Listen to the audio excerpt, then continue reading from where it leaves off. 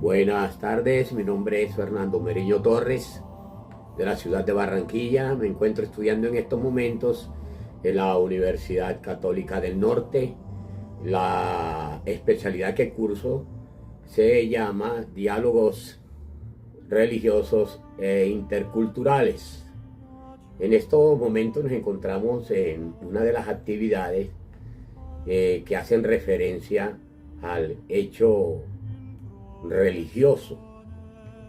Es una cosa, como nos lo dice Esperanza Bautista, es un tema bastante complejo, no es un tema sencillo, no es un tema fácil de interpretar de buenas a primeras, sino que requiere mucha reflexión.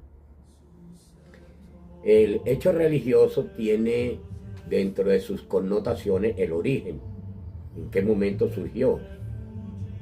Pues la misma lectura nos proporciona a nosotros la forma de comprender que el hecho religioso como tal surge con el mismo hombre.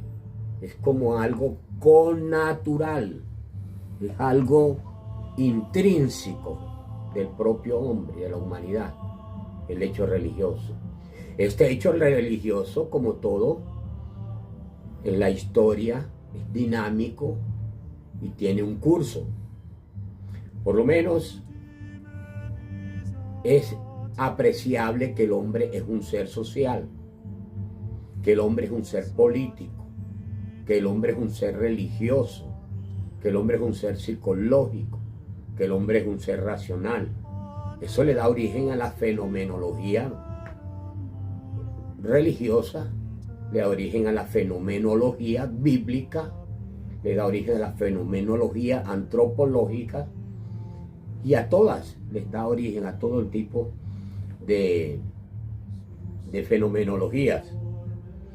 Ya más adelante encontramos cómo la señora teóloga española, entre otras cosas, Esperanza Bautista, nos explica en términos ya así pues de resumen que el hecho histórico es la convivencia pero interiorizada, haciendo un encuentro única y exclusivamente con lo sagrado, con lo divino. Es como una parte dual, o sea, lo divino y yo. Pero advierte algo, que este encuentro, este hecho religioso, se debe de admitir de una manera individual, que no sea influenciado por segundos, por terceros, por cuartos o por alguna institución, sino que sea la relación hombre-Dios. En ese sentido, Esperanza Bautista nos plantea la trascendencia humana. Lo mismo que dice el autor. Juan Martín Velázquez reduce todo su exposición a la necesidad de darle sentido a ese fenómeno humano, al hecho humano en sí, en la medida que éste sea trascendente. En ese sentido, no dista mucho o en nada de lo que ha expresado la teóloga Esperanza Bautista. Eso por lo menos nos permite ya tener como que un concepto del fenómeno humano y el hecho histórico. Eso no ha sido estático, aclaramos, ¿no? La historia es dinámica, más que todo la historia de la salvación, ¿sí? Desde Israel hasta el Nuevo Testamento en el Apocalipsis, la historia de la salvación hasta el día de hoy ha sido dinámica. Dios no está permanentemente en un status quo. Dios es dinámico en la historia. Y encontramos por lo menos un fenómeno que es digno de mirar dentro de la fenomenología cultural, la fenomenología religiosa y por qué no teológica. En la cita bíblica de Juan, cuando Jesús se acerca al pozo donde se encuentra la samaritana, entre Jesús, persona judía, y la samaritana de Samaria, había unas grandes diferencias culturales, religiosas, habían inclusive políticamente, habían grandes tensiones. Por eso la importancia de Jesús aquí en este pasaje, porque Jesús le habla a una mujer de una cultura diferente, de una religión diferente, de una geopolítica diferente, y le dice: mujer,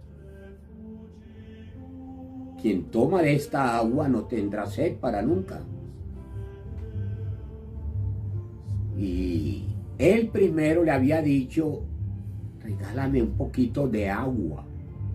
Y la samaritana, prevenida con lo que estaba sucediendo con la cultura judía, le digo: ¿cómo puede un judío pedirle agua a una samaritana?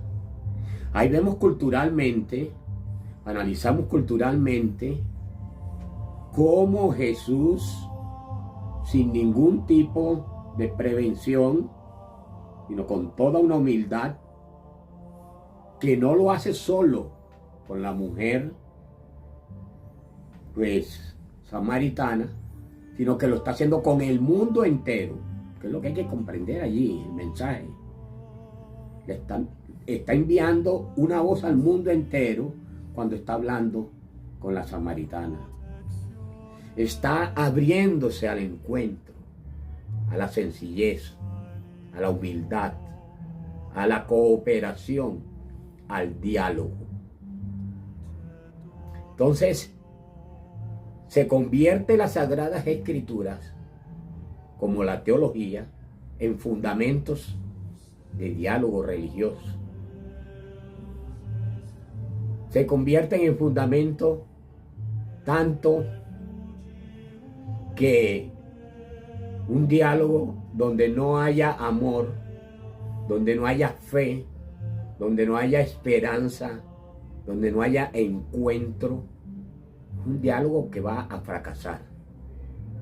¿Por qué? Porque no está dado dentro de la humildad y la confianza.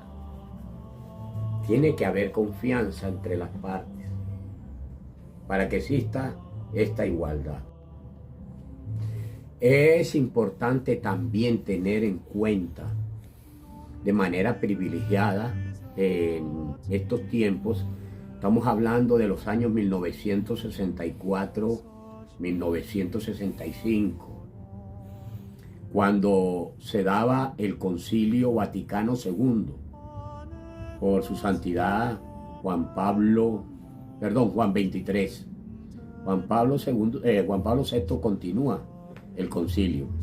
Bueno, la iglesia aquí en este momento hace una apertura al mundo.